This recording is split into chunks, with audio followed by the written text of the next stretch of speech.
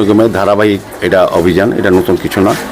আগরতলা শহরবাসীর বা আগরতলা শহরকে যারা ব্যবহার করেন, বিভিন্ন প্রান্ত থেকে আসেন, তারা বিভিন্ন সমস্যায় পড়েন, বিশেষ করে যানজট বা বেআইনিভাবে মানুষের যে চলাচলের রাস্তা, ফুটপাত কিংবা রাস্তা বা যান চলাচলেও অসুবিধা, অনেক সময় দুর্ঘটনার কবলিত পড়তে হয় মানুষকে।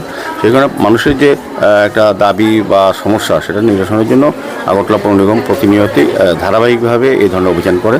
তো আজকে সকাল থেকে আমরা শুরু করেছি। আমরা এই ফেব্রুয়ারি মাসটাকে একটা নির্দিষ্ট মাস হিসেবে ধরে নিয়েছি। ব্যাপকভাবে সারা শহরে বিভিন্ন জায়গায়, শুধু শহরের প্রাণকেন্দ্র না, বিভিন্ন অলিগলি যেখানে এই বেআইনিভাবে যারা মানুষের স্বাভাবিক জীবন চলাচল বিঘ্ন ঘটিয়ে অনেকগুলো ব্যবসা করছেন, এই হকারদের আমরা সরিয়ে দেবো। আর যারা ভ্যান্ডার লাইসেন্স আছেন তাদেরকেও ভেন্ডিং জোনে থাকতে হবে এবং স্পেসিফিকেশন যদি তারা থাকতে হবে না, তাদেরকেও সরিয়ে দেবে এবং ভ্যান্ডার লাইসেন্স বাতিল করা হবে।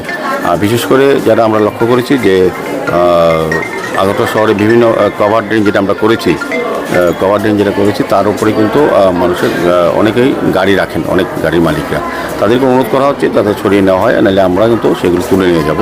আইনগত ব্যবস্থা নেওয়া হবে। ট্রাফিক দপ্তর থেকে নেওয়ার জন্য বলেছি।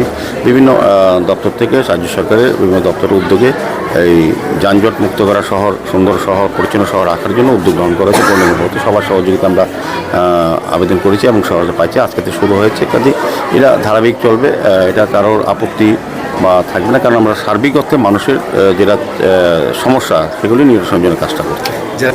ধারাবাহিক অভিযান চলবে। এখন যদি বলে দিয়ে তারা তো সরিয়ে নেবে, পরের দিন আবার রাখবে, এরকম বিষয় এখন আর রাখা যাবে না। কারণ এই ড্রেনগুলি, কভার ড্রেনগুলি মূলত আমাদের ফুটপাথ তৈরি সাধারণ মানুষের চলার জন্য। তো এখন কি হচ্ছে, ওদের গাড়ি রাখার ফলে বা যত্র বেআইনিভাবে দোকানদাররা ফুটপাথ এবং রাস্তা দখল করার ফলে মানুষকে রাস্তা দিয়ে চলতে হচ্ছে। গাড়িও রাস্তা চলে, মানুষও চলে, কিন্তু স্বাভাবিকভাবে ফুটপাথ দিয়ে মানুষ চলবে, গাড়ি চলবে রাস্তা দিয়ে। তো সেই ব্যবস্থাটা আমরা পুনরায় যাতে সুন্দরভাবে চলা যায় সেভাবেই চেষ্টা করছি। এটা ধারাবাহিক চালবে।